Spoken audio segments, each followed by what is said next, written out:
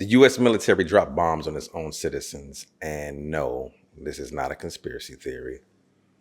So, welcome to Timeless Tuesdays, where the past isn't past, it's just simply prologue. So, in 1921, on the forested ridges of Logan County, West Virginia, over 10,000 coal miners rose in armed rebellion. They were met not just by company thugs and local deputies, but by U.S. Army planes dropping tear gas and explosives. This was the Battle of Blair Mountain, the largest labor uprising in American history and the biggest armed insurrection since the Civil War. These miners, many of them immigrants and black workers from the South, had endured brutal working conditions, company-owned towns, and virtual economic enslavement.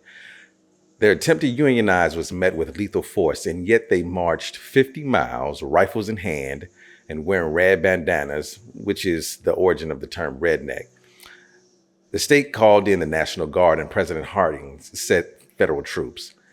After 10 days of fighting, the miners surrendered, not because they lost face, but because they refused to fire on the flag that they still believed in at the time. Of course, the government never acknowledged the legitimacy of their cause. Instead, hundreds were indicted for treason and murder. And for decades, this story was buried, literally.